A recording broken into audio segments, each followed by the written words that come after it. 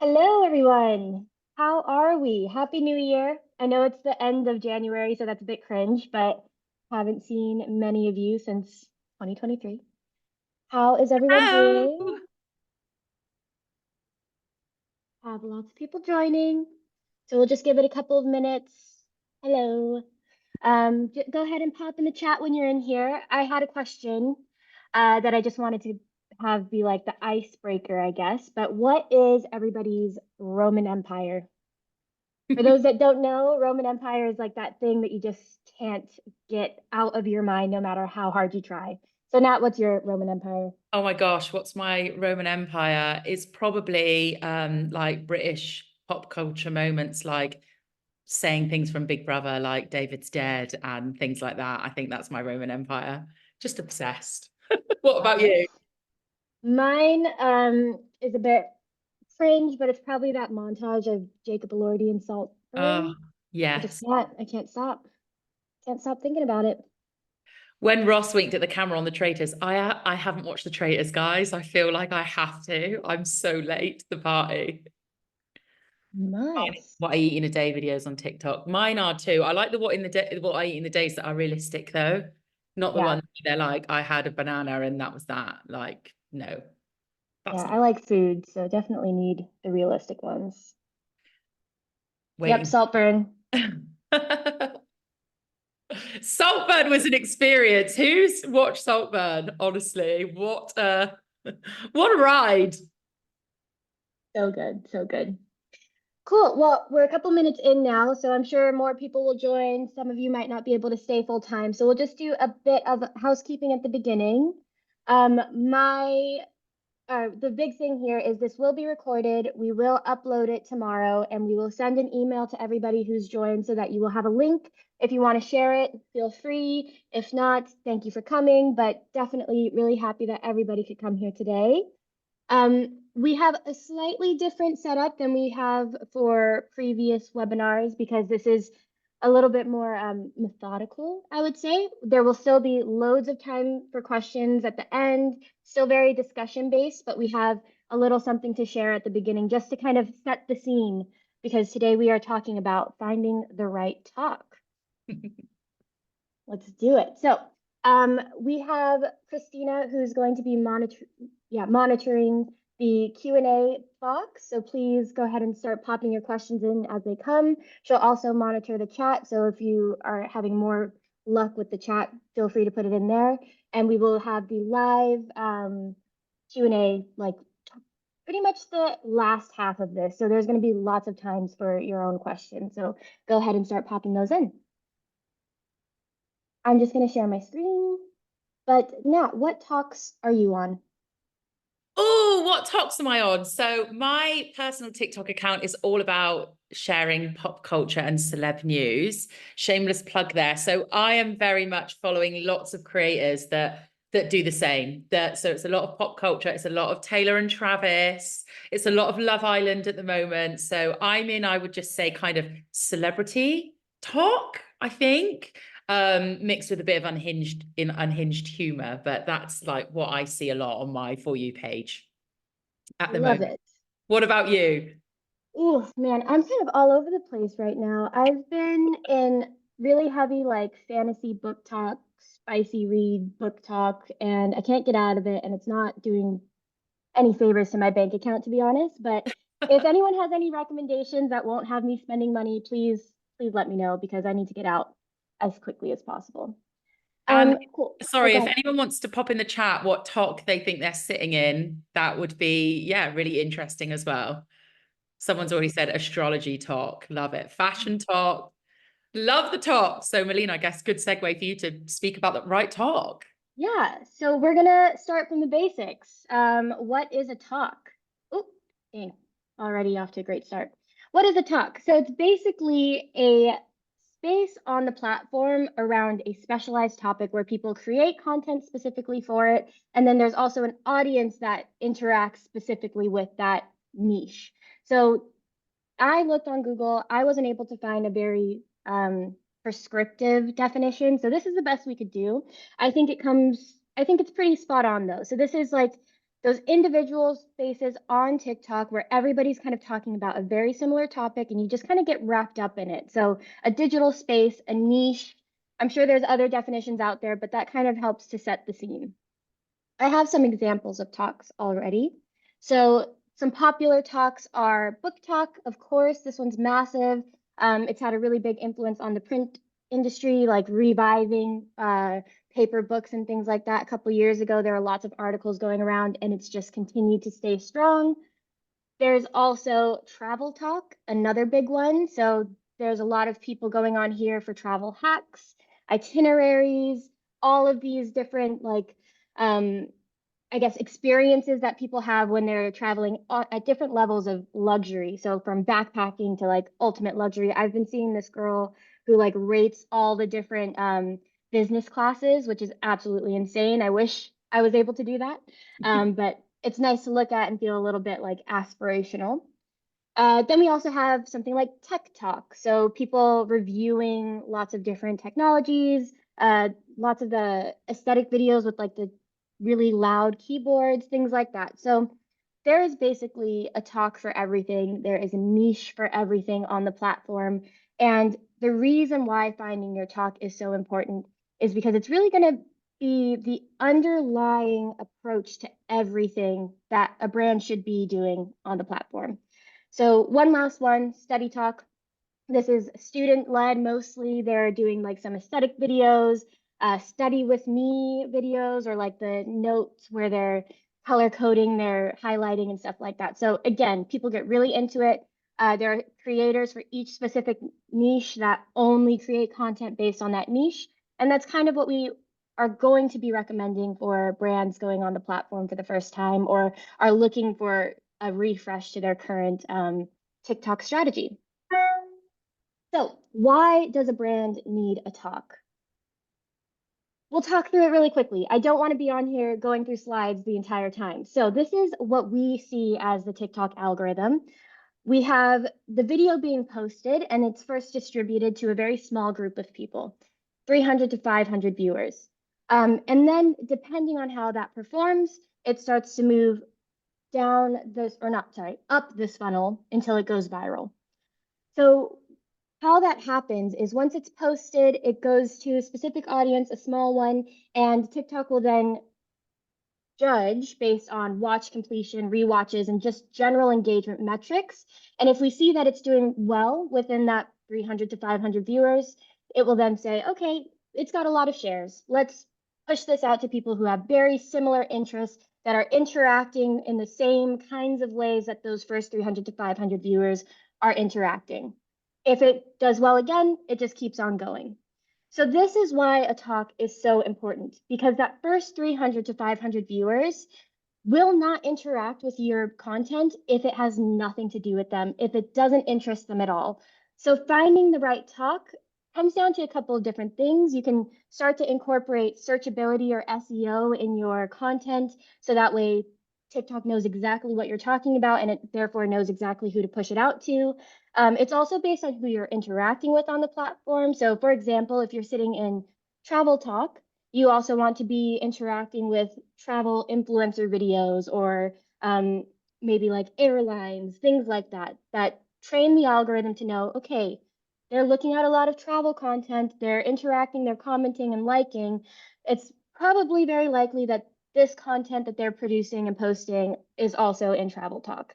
So that makes it even more likely to go out to the right audience. And then lastly is location. So where you're posting from is a big one. And that's a challenge that we run into with a lot of brands, especially on the global side. So there's a couple of different ways that you can get around that.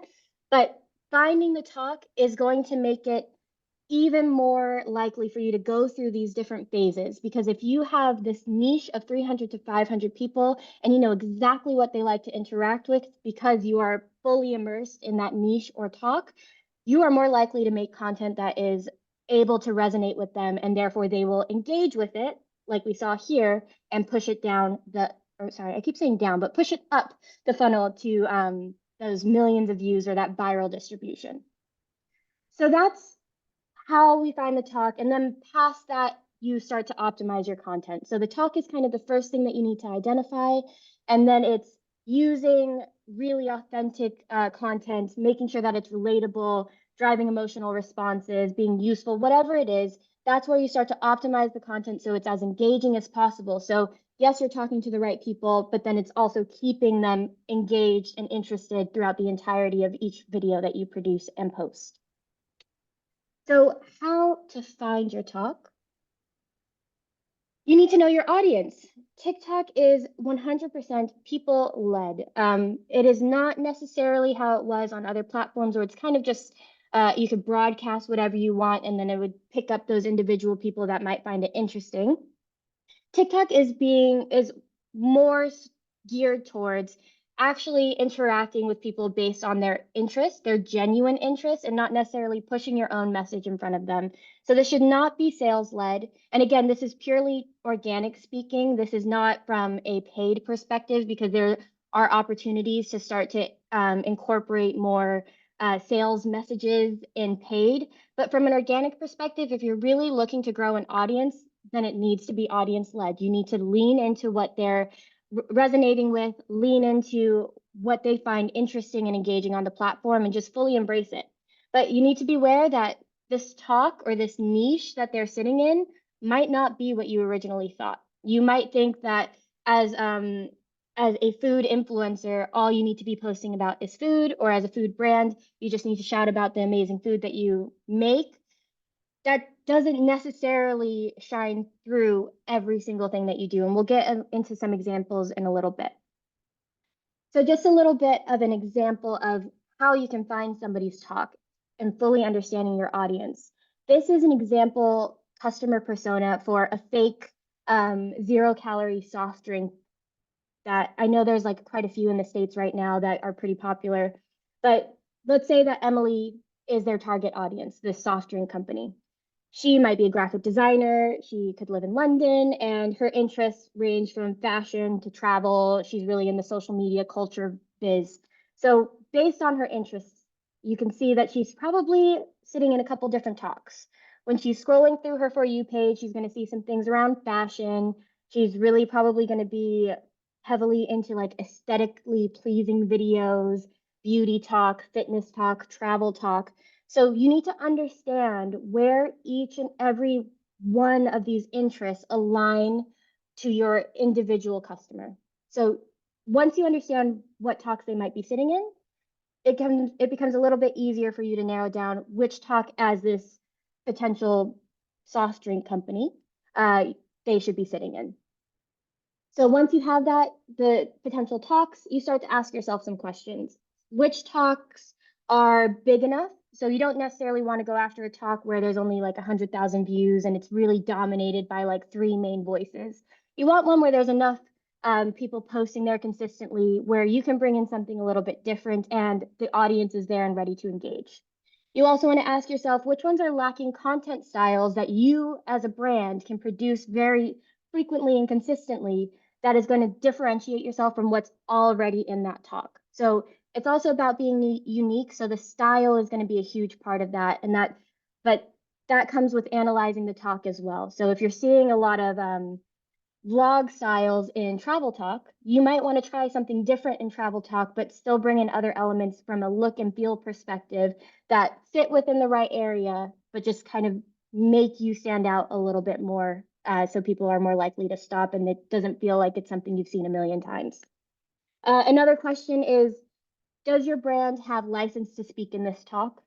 Sometimes it might not, but you can kind of find a really authentic way to do it where it makes more sense after a couple of tries. Other times, if you can't speak in that talk, you have no business being in that talk. You want it to feel as authentic to the brand as possible, but also as authentic to the audience as possible. So these are just a few guidelines of how you can do it. And here are some example brands and their talks. And I swear we're almost done with these slides and I'll open it up to more of a conversation. So we have Lux Collective. They were actually on one of our webinars a couple years back now, and they have absolutely blown up since then, and they're doing amazing things. I think they're actually just on Dragon's Den, so amazing work to them.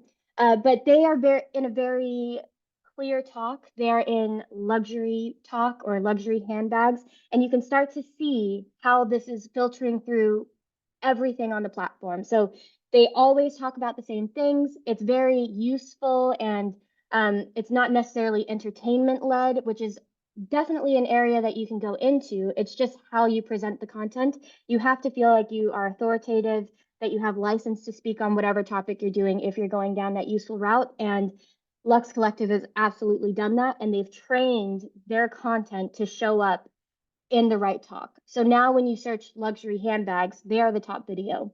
And that's kind of what you want to do. That's why picking a talk is so important, because when that SEO starts to filter through everything that you're posting, it's just training the algorithm. Like, this is exactly who they want to be going after. If anybody is looking for luxury handbags, they probably want to look at Lux Collective. And that's what you can do for your brand if you really hone in on a talk. One that's a little bit more out there is Urban Tandoor, our pride and joy.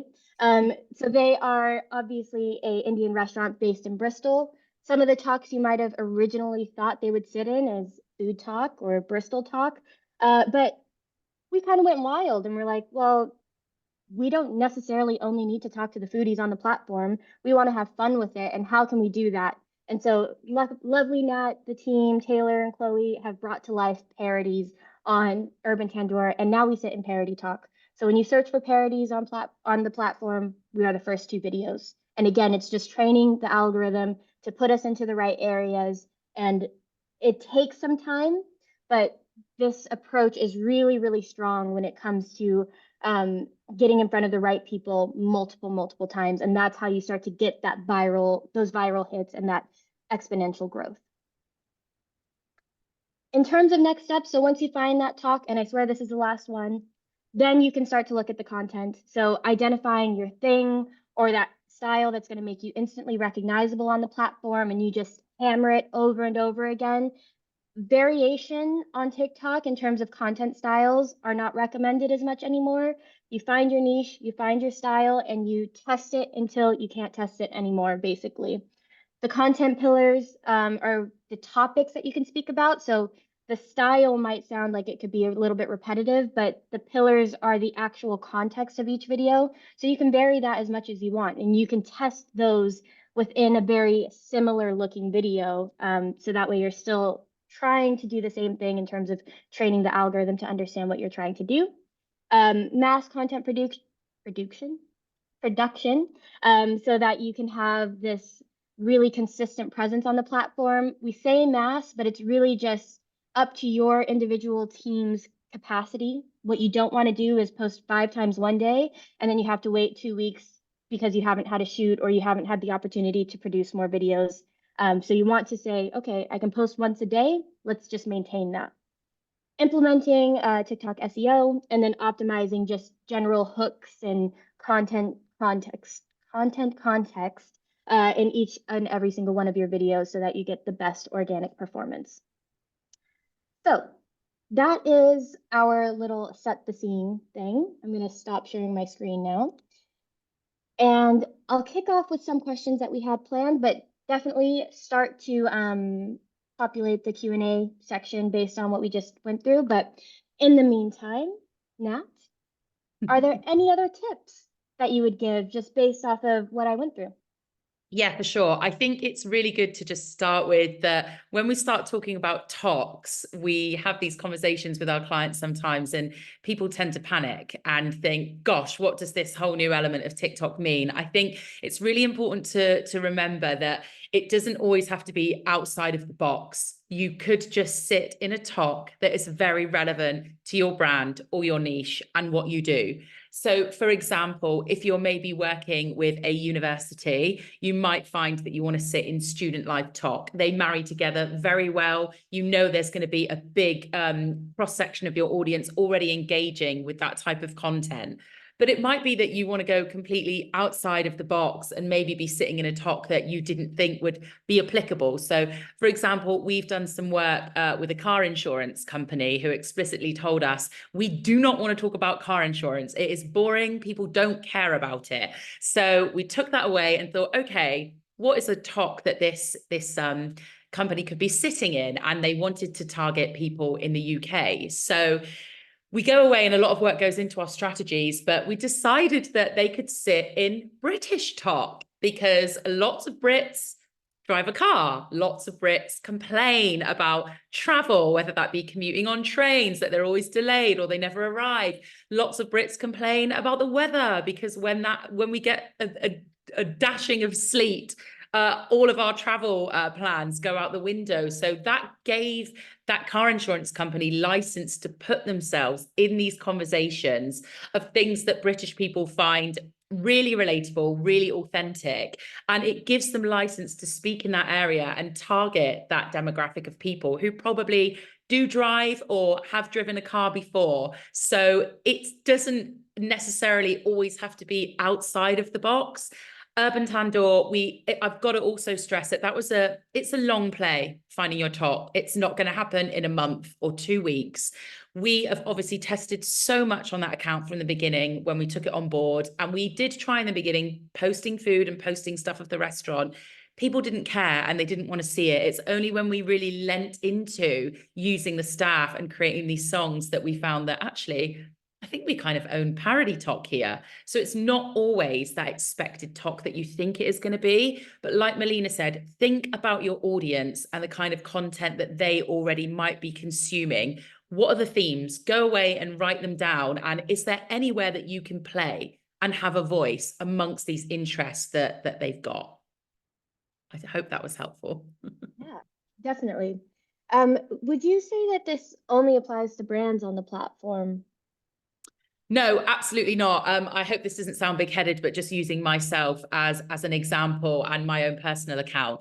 I share a lot of pop culture and celebrity news. The reason I decided to do that was because it's something I'm personally interested in myself. I like to keep up on all the goss, and I could create videos consistently for my account. I post almost every day, and I've now found myself sitting in pop culture talk. I would say I've always kind of been sitting there because it was what I was personally interested in anyway. But I think it just applies to if you're doing this for yourself. Like I know a couple of people said I've sit in fashion talk or I sit in travel talk. What is that thing that you can consistently make videos about, that you can add value, you can be entertaining, you can be educational or inspirational? That might help guide you on what talk you want to be sitting in. And I think a really important part of this as well is if you are an account manager for a brand on TikTok, or if it's just your own account, you really need to not be missing your community management and engagement. That is so key here. So that means interacting with other accounts that might be sitting in your talk or in this niche. It could be other brands, it could be other people. But if you're liking those videos, if you're commenting on them, that really reinforces to the TikTok algorithm where you need to be sitting. And even for, accessibility reasons, you should be using captions and titles anyway, but these are all things that TikTok will scan a video for to see where it should place this video. So if I'm doing a video about Kylie Jenner, I'm mentioning Kylie Jenner in the title, I'm mentioning her in the captions, I'm mentioning her in the hashtags, and I'm talking about her in the video. So that is pushing it through to people that have interacted with videos to do with Kylie Jenner. Essentially, is a simple way to put it, but I think you can apply it to your own personal accounts or brand accounts as well if you're running those or involved with those as well. Love it. I see that Rebecca has her hand raised. Would you like to ask a question?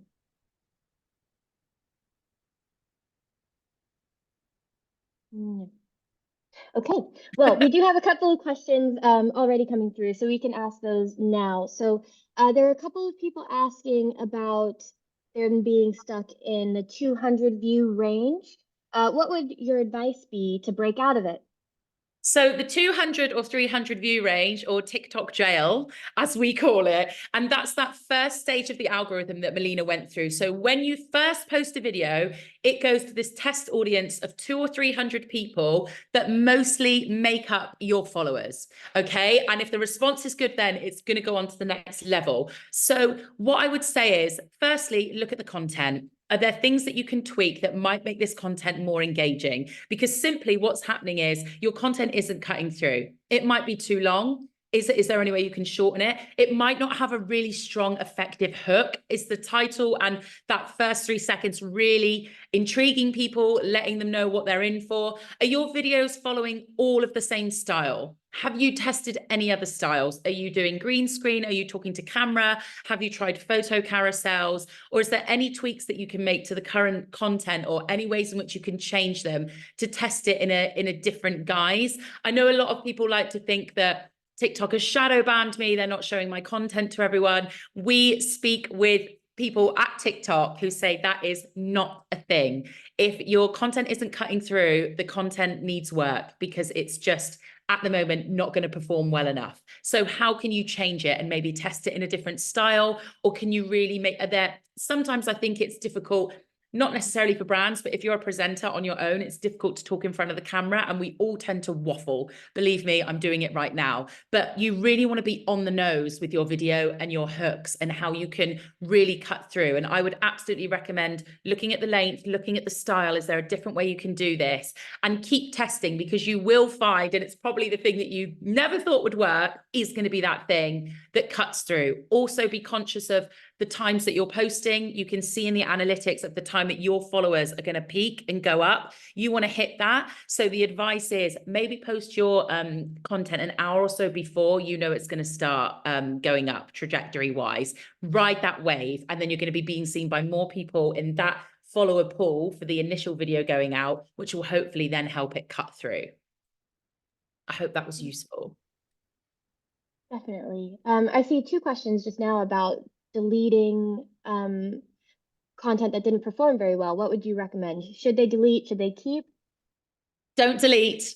Please don't delete. TikTok doesn't like it if you delete. If you want to take a video off of your grid, I would always private it, not delete it. So that is my first tip. It's really interesting because sometimes you have videos on your account or a brand account that might have been posted for a couple of months, and then all of a sudden they start going up in view numbers. If you really can't bear having it on the account, I would always private it. But like I said, have a look at how you might be able to rework it. Can you do a part 2? All of those things. Yeah, if it's a video that you've got 7 views on, I would definitely maybe private it, and maybe try and re-upload it on a different day at a different time. I've had instances where I've posted a video one day and it hasn't cut through. I've privated it and done it again in a couple of days later, and it's absolutely cut through. It's frustrating because none of us can work out what the TikTok algorithm really is, because we would be out of jobs. But there's lots of things you can do: retest, repost, but always private it. I wouldn't recommend deleting videos on TikTok.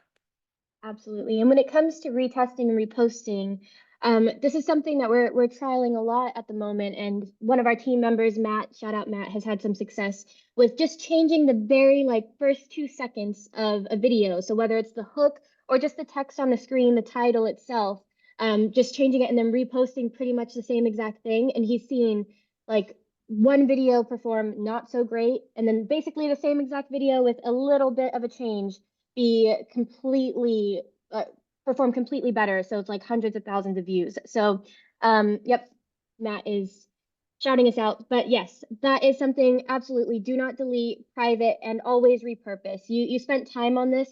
It's one thing if the video just isn't engaging. That's a completely different thing. But if you look at it and you're saying, you know what, I don't understand why this didn't perform, there are many different reasons why, and we probably won't have all the answers, but if you put in some good work and if you're looking at it and you're like, genuinely, I think this could have done better, try to post it again. Change a couple of different things and just post it again. It doesn't hurt anything. Nobody, for the most part, people are seeing your videos on the For You page anyway. So if they go through to your profile, it's unlikely that they're going to scroll down to the first video. So don't just write something off because it didn't perform well once. Just try and tweak it a little bit. Yeah, and I just saw a comment in there saying, could you reshare videos when you get more followers? Yeah, absolutely. We have done that with Urban Tandoor, because we made some parodies a year ago that maybe our new followers haven't seen, or some moments that they haven't seen. So we just reshare that. We don't worry if our original followers are going to see it again, because they've seen it once and they already liked it. So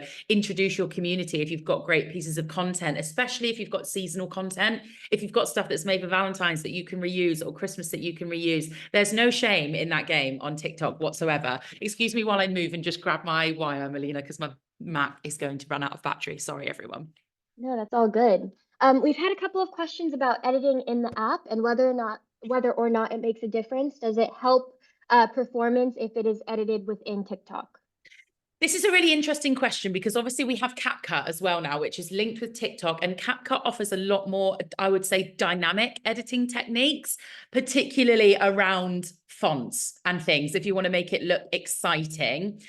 So if you're deciding that you want to edit everything in CapCut, sorry, excuse me, then I would also suggest putting captions in your TikTok video as well, but just hiding them potentially, maybe in the corner of the video, because the thing with this is, like I said before, that TikTok algorithm is going to be picking up everything that's written in a text title and in captions. So you want TikTok to have that visibility. It could be that you add your titles in CapCut and maybe add your captions in TikTok, as long as you're giving TikTok something so it can understand what this video is about. That is really important. So if you're going for really super dynamic editing, I would use CapCut to your advantage. But what I do on a lot of my videos is just add my captions in TikTok, make them really, really small sometimes. But I just need TikTok to understand what the video is about. So at the moment, if you're posting without any captions, that can really help you. But like I said, just make sure your captions, your title, and then your what you're putting is the caption of the video as well, all aligns, and the hashtags. That gives it so much more chance to get cut through to the people that you want to see it.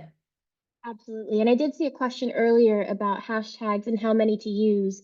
She said that I think it was a she, I'm sorry if it's not, but it's that they use about 3 to 5 different hashtags. Would you recommend that more or less?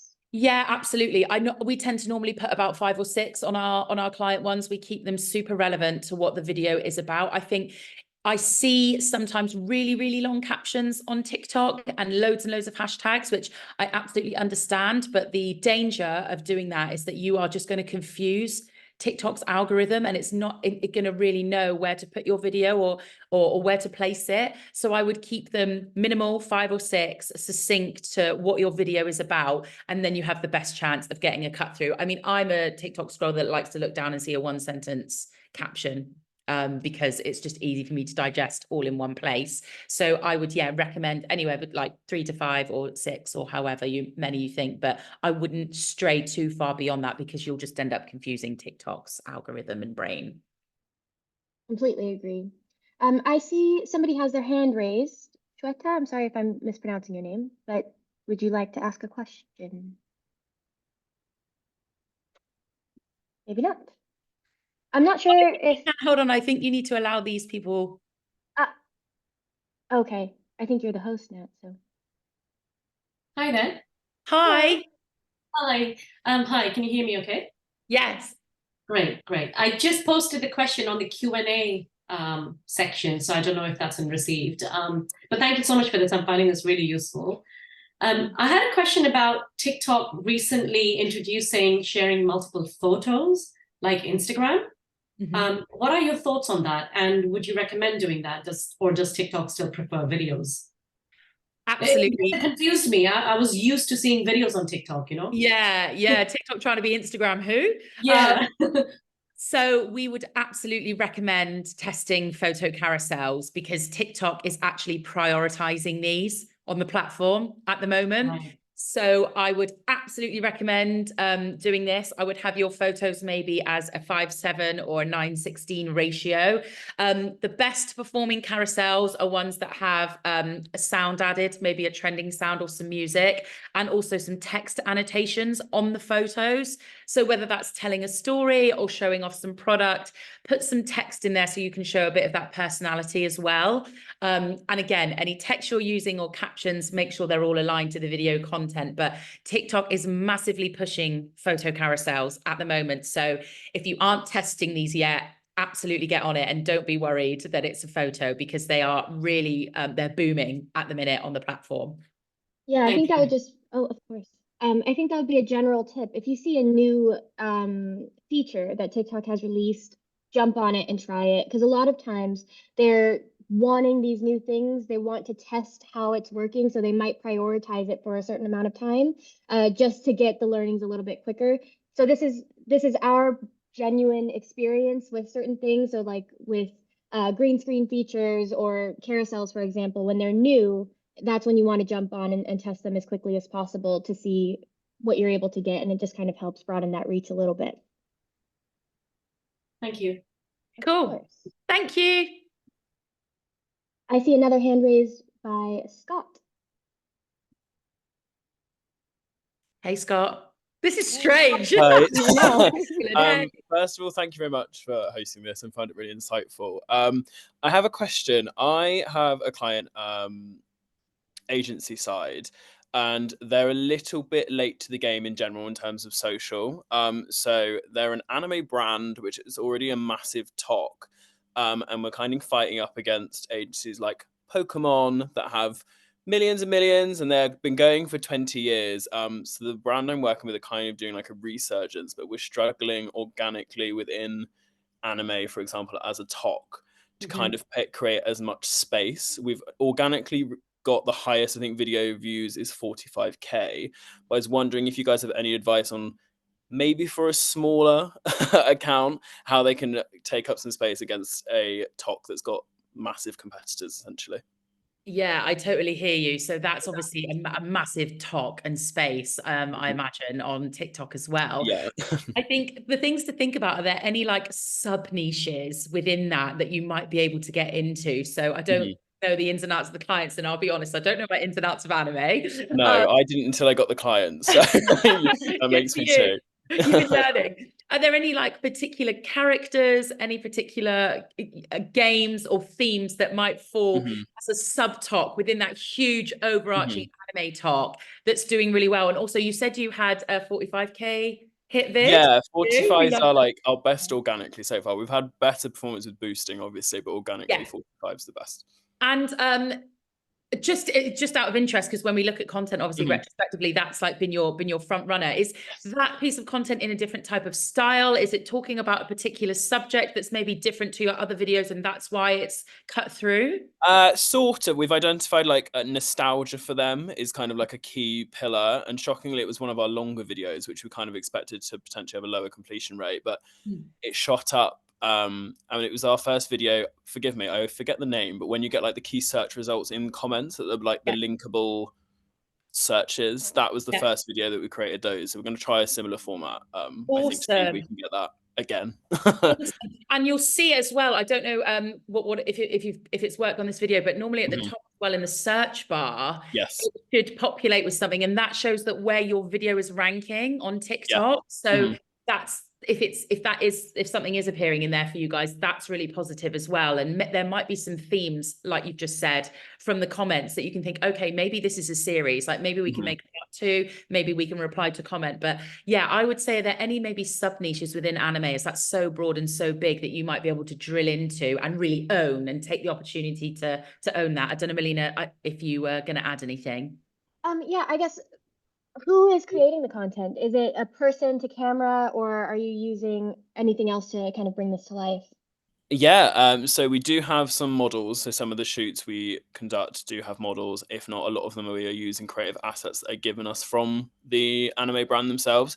So we've tried carousels with stills for reaction videos, and we've been making like anime edits, should we say, of like long battles. These are really niche terms, I know, but trying to like edit them to trending sounds just to make sure they're more palatable. Yeah, no, it sounds like you're doing the right things. I think one of the things that helped us, so we used to work with a brand that sold anime related merch. Okay. And something that worked really well was having one of our creators, I don't want to say this, but having one of our creators dress up like one of the really popular characters, Miku.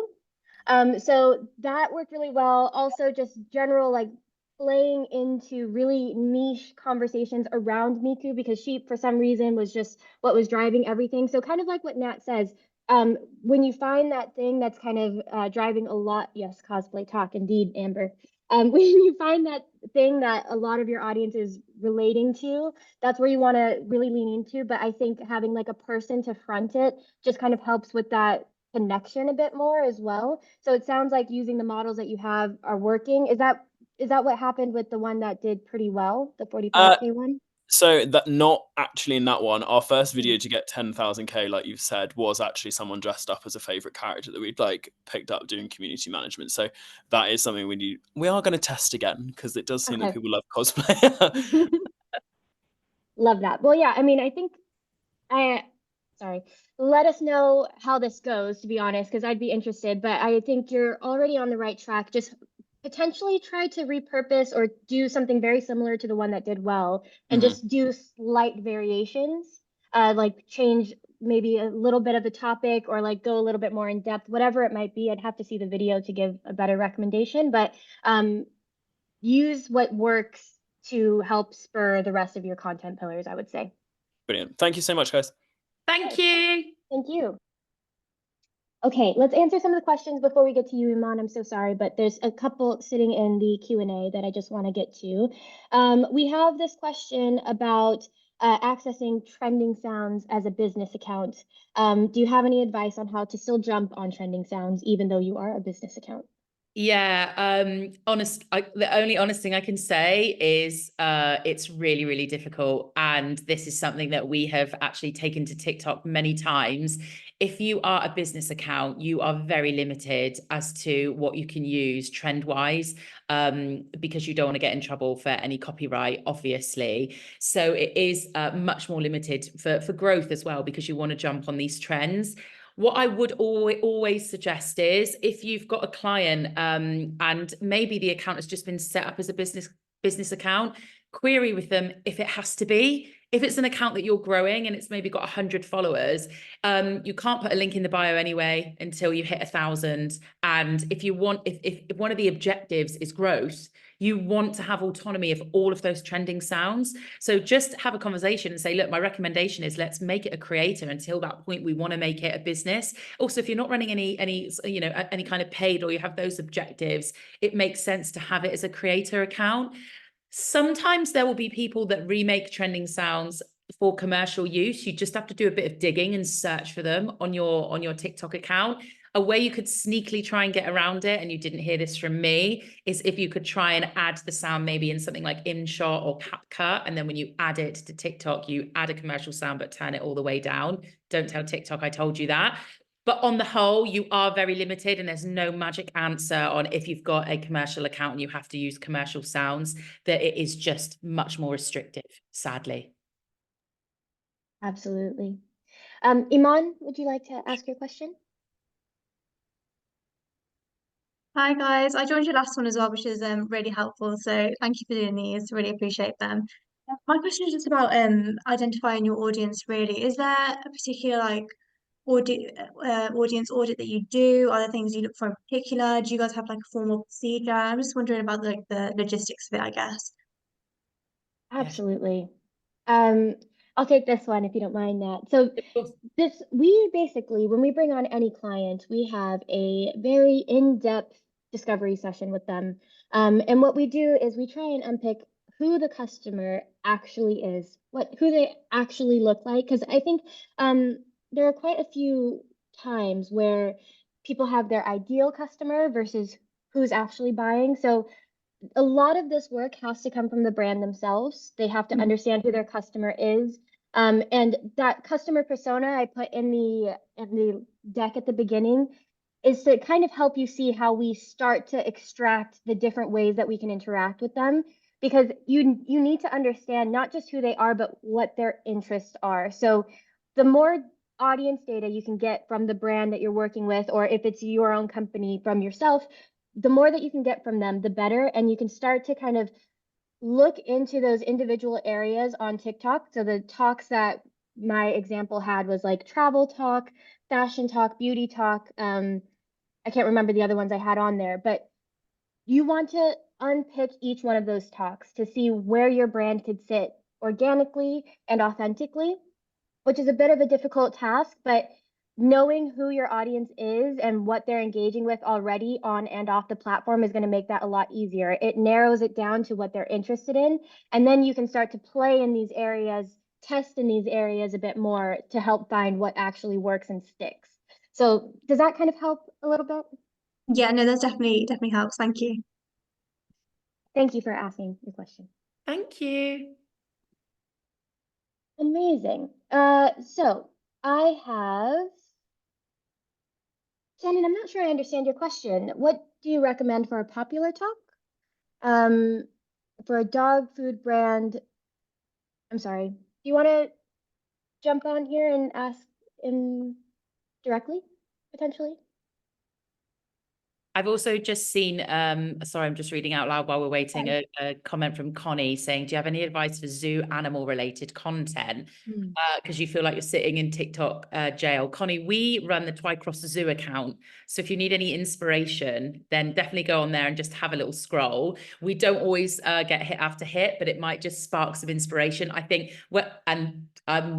you've obviously not asked this question, just typed it, so I might be wrong, but I know that when you've got zoo animal related content, it's hard to get the content because it's not exactly like you can rock up with a lion and be like, hey, want to do a day in the life? You've got to use what you've got. But I would definitely say lean into the more funny, cute moments, use sounds where you can to put a bit of a spin on it. But if you want to have any inspiration, I would say go and have a look at that account, because our girl Chloe, who is very talented, runs it and is just great at thinking outside the box ideas and ways to be with animals. And so, yeah, Scott has put the Wildlife Trust. There's so many great accounts on TikTok that go and have a little scroll and see what's working for them. And also the one that you did have a hit with, can you reuse that footage with a different sound? Are there any comments you can reply to? Like, can you use that to, yeah, just give it a bit more longevity, really?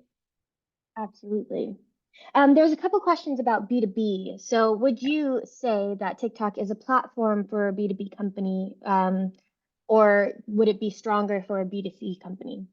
I think TikTok is definitely a platform for B2B. It depends on the objectives, obviously. If you're wanting sales and leads, that's going to be a bit more of a paid play versus organic.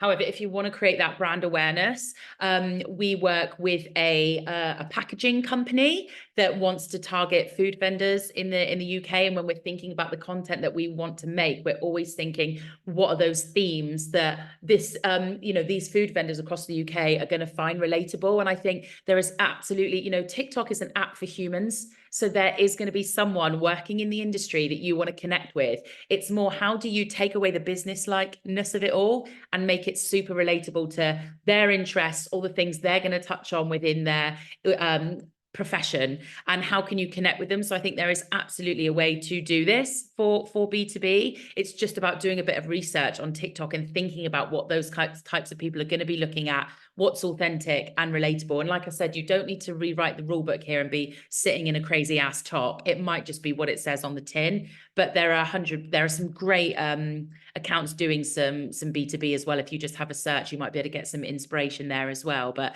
I think it's a little bit harder for B2B, but it's definitely doable on TikTok. Definitely. Logan, we have a question.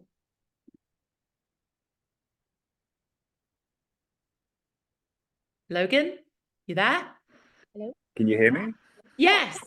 Okay. It took ages. I was like asking me loads of questions on whether or not I wanted to actually unmute. But yeah, so I'm a social media manager for a summer camp in America, and talking about like talks and content and stuff like that. How would you suggest like balancing? Because like we've got the kids that like making the little trendy videos of like, so like a big one that we did last summer was, remember the Little Mermaid one where everybody's jumping in a pool and stuff like that? Like that was one that the kids made and they really enjoyed it and it did really well on the platform. But then there's other sides of it where we have like more marketing materials. So like we do a lot of video production where we record color runs or like 4th of July, and they're really high-end 4K videos that we use on YouTube, and then we try to condense them down for TikTok. And it's just a very difficult one because it's like, here's like this little fun thing that a kid did, but also here's like this really high-end video. So it's one of those difficult ones to balance. I was just wondering if you had any suggestions or whether TikTok needs you to stick to one thing. That's a very good point. And that's very difficult because, as we all know, people that work in this marketing sphere, our clients are going to have particular things or campaigns that they need to push that are more markety, that amongst maybe the fun kind of human content that you're doing. And naturally, sometimes with this more marketing-y feel, especially if it's shot professionally, like you said, we know TikTok is a lot more lo-fi in how the content is produced. Lots of people just recording on a phone. You do have to have those fillers. what I would say is, I don't know if it's a business account or creator, but is there any way you can jazz it up by, I don't know why, I do see a lot of videos of like memes about like camp rock and stuff like that are obviously really popular. Are there any ways you can jazz it up by adding some sassy text that shows a bit of personality or sounds?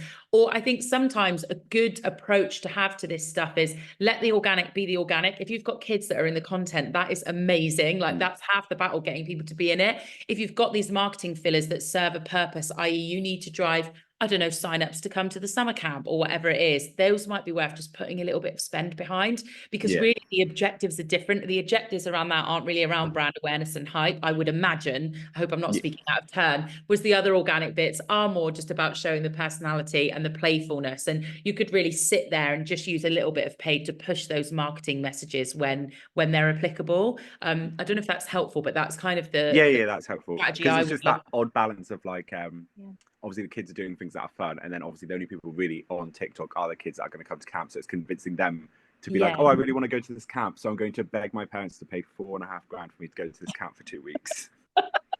And I think I hear your reservations, because you also don't want to confuse TikTok in what talk you're sitting in. Well, but I think if you've got to share that 4K stuff, just make sure maybe any like titles or hashtags that you're using that are working on your popular videos, still add them to those videos as well. They might not perform as well, because if they're high def and just looking too polished, we know that TikTok doesn't always like that. But as maybe a suggested strategy, I would suggest like maybe sparking those videos a little bit with the objectives that you want in mind, and then the rest of it can just be your pure organic fun. What's the account? I want to follow it. It's called FW Sports Arts. Okay, great, cool. Yeah, because it's loads of weird stuff, because like we've got like the kids will do like lessons and they'll make TikToks with the 4K cameras, but it will be like fun little things of like doing impressions of counselors and stuff like that. So that's like the middle ground that I'm on at the minute, is them like using the 4K cameras to like do fun little things. Yeah, that's fair enough. And hopefully if you're still using, I'm not saying there is no place for high production, because we're seeing it more and more on TikTok, but I think it's that personality human element that's needed. So as long as you're trying to weave that in there, it sounds like you're doing the right things anyway. Cool. Thank you. Oh, thanks. Thank you. I see a question right before we get to the next raised hand, if you don't mind. How would you recommend introducing the benefit of talks to a new B2B company who's a little bit late to the TikTok world? So how would I recommend having the conversation with them around talks? I guess. I mean, it's we even have it now when we sit and explain talks to people and they go, you're overloading me with information. I just want to post videos. Like, what the hell are you on about? But I think a really a good way to describe it is that obviously if you're a B2B company, you are going to have that, I guess, target demographic or people that are working in a sector or doing something as a job that you're going to want to target. So the benefit of sitting in a talk where they are going to already be playing is that it's going to make it much easier for you to connect with them on that authentic, relatable level, rather than just putting B2B content out with no real strategy, because absolutely anybody could see it. And the danger with that is you might just end up having followers that aren't going to be, I don't know, potential leads or people that you can connect with. It might just be a bit messy. So I think the benefit of talks, if you're trying to explain it, is it's audience driven. So whoever you are trying to connect with, this will really help in that strategy to get our content in front of the people that we want and need to see it. It does take a bit of research, and it might be that there's an obvious talk you can sit in or not, but it's about doing a lot of work around the target demographic and who you on a B2B level want to be connecting with. And the advantage of knowing who you're going after is then it's going to frame all your content. You know the type of things you want to be talking about, you know the type of style that you want to do, and all of that text and titles and captions that come with it as well. But it's really going to strengthen your community building prospects on the app. Does that make sense? Is there anything you'd add, Melina, there? Yeah, no, I think you hit the nail on the head. There's a bit of education that comes with TikTok and getting people on the platform. It's still, even though it's been around for a little bit, it's still relatively new, and it's introducing new things all the time that people just might not know about. So having that discussion up front, getting them up to speed with what is actually happening on the platform and what's possible on the platform, and then also differentiating between an organic play and a paid play and an influencer play even, I think just that all needs its own conversation because TikTok is unlike any other platform. Before on Instagram, you could put graphics on your regular grid and it would perform fine. It would be great, but that is absolutely not the case here. So you have to do a little bit more work up front to get the brand or the company bought in because it's a whole new way of thinking, and that discussion and discovery phase is going to be really important. So that way, when you are creating videos that are more lo-fi or might seem a little bit weird or are going after a specific niche that you agreed on, if you have those discussions up front, it's a little bit less of a shock to them down the line. Because I think one of the things, even from a paid perspective, we had a client that was expecting like really high definition ads, but then the best performing one was somebody just sat in their car speaking directly to camera, no frills, no anything. And that's just the nature of TikTok. So I think across the board, no, any new company coming on, if they have little to no experience of what TikTok actually is, there's a bit of education on the account manager side or the social media manager side to kind of bring them up to speed, share as many examples as you can, show them brands that are doing really well and why. Like, it's a bit of a harder job on us, but it makes the relationship go a lot smoother, I think. And we start to do that from the pitching stage even. We start to explain the way we think about it, so that way when we're actually building a strategy and then creating content down the line, we've touched on these things multiple times. And sometimes it's still a bit difficult because it is still just brand new, but it's something that just, you have to change the way you look at TikTok. It's different than how you would have approached any other social media. Amazing. Alexander, oh wait, real quick, we have about 4 minutes left. Before we get to you, Alexandra, I'm so sorry. Please let us know in the chat what other webinar topics you would like us to cover. We're planning on doing this about once a month, so we hope to get to all of them throughout this year. So please let us know what you would like us to cover. But Alexandra, would you like to ask your question? Yeah, I'm seeing lots of comments about SEO and TikTok. So if that's something you'd like us to talk about, please let us know. Hi, Alexandra. Hello, can you hear me? Yes. Brilliant. Thank you so much for this talk, by the way. Always love your webinars. So basically our target audience is about 50, 60 plus, and we've got a really good following on Facebook. But when it comes to TikTok, we're struggling to sort of find what they like, I guess, from listening to the webinar today, of knowing what to, and just knowing who they're following and what talk they're on, perhaps. Yeah. We sell solar lights that are for gifts, and obviously Christmas has just been, it's not the summer yet. So trying to make, I don't know, and I don't know whether as a team we're quite young, so whether that puts people off because it's like, well, you're not relatable, you're not, do you know what I mean? Yeah, it's naturally going to be hard for you to think about what older people want when you're younger, of course. Yeah. And can I ask, your TikTok platform, how are you using it? Is it like to entertain them? Are you adding value? Are you being educational? What's the kind of route that you've chosen, or have you not chosen that yet?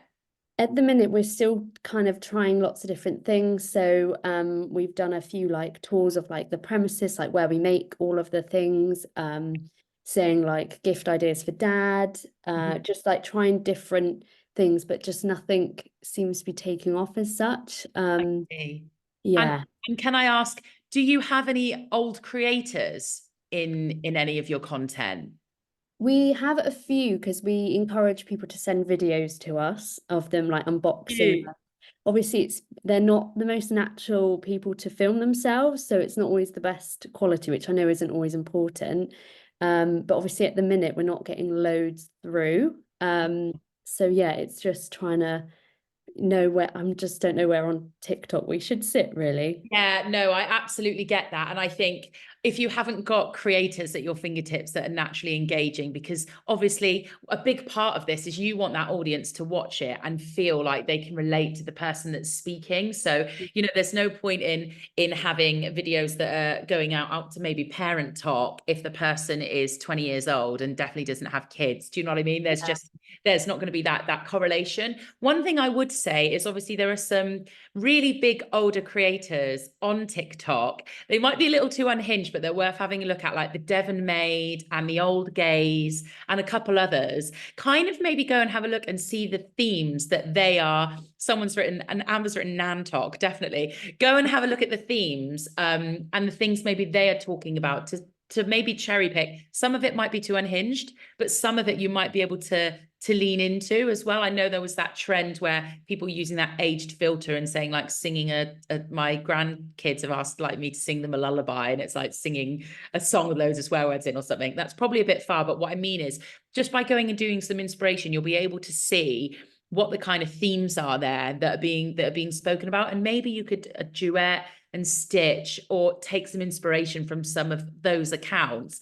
And maybe it is something like we're saying Nantok, but there are lots of things that old people just genuinely do that is, you know, quite fun, isn't it? Your nan always gives you pocket money, or she's always asking you if you've eaten. Like, what are those things that you can really lean into maybe on that relatability basis that could be quite interesting? I think you have definitely got a challenge there, particularly if you haven't got creators or humans that can front the content for you. But even I know there's been a girl that's gone viral. She's sharing her journal that her grandma wrote her, etc. Those types of things. I'll definitely go away and just see what the top runners are and what are the things they're talking about. And maybe you could try and make some content around those themes that might not necessarily be what you're selling or what you're doing, but still relatable to that older demographic, because they're definitely on TikTok. I will say that there are older people on TikTok. Yeah, that's so helpful. And like you say, I know they're on there, but it's just, where are they? But yeah, that's really, what are they helpful. looking at? What are they Yeah. looking at? Absolutely. And I don't want to be stereotypical and say they're looking at gardening or they're looking at this, but they might be. But just good to go and have a little look on there of those creators that probably have got that older audience demographic and see what videos are performing really well for them. That's really helpful. Thank you so much. No worries. Thanks for your question.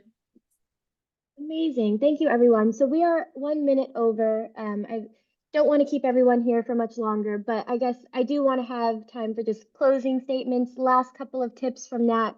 And then if there's anything else, please just pop it in the question Q&A section or in the chat.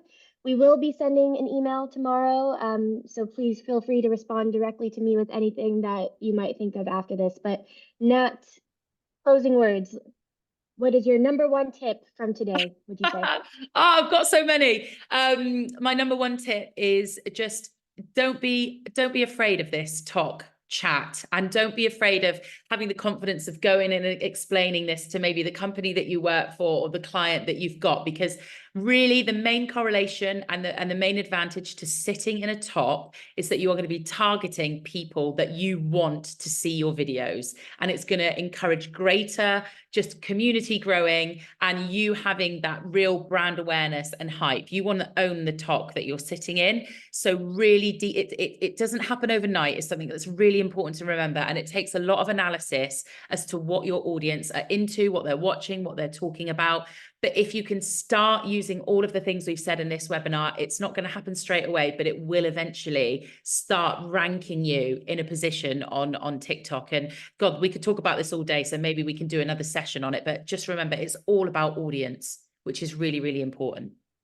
Definitely. And it's also organic itself is a long-term play. So if you're not getting your viral hits in the first month, do not give up. Social media and TikTok especially is not for the faint of heart. We need to persevere. It's for the resilient, and I know that we can all do it. So we will be sending email tomorrow, like I mentioned. It will have a blog with a quick recap of everything that we've talked about, and the recording will also be available on there. The email will be coming directly from me, so feel free to just respond, ask any questions, and I will also link both mine and Nat's LinkedIn in there, so we can all be friends. But thank you everyone so much for joining. It's been really, really fun. The questions have been amazing, and we look forward to seeing you on the next one. Yeah. And if we didn't answer your questions, please email them through. We're only on a time crunch here. So any questions we didn't get to, please send through. And thanks all for coming. Thank you. And thanks for spending the extra 4 minutes with us as well, for those of you that are still here. Really appreciate it. But thank you so much. Bye, guys. Bye.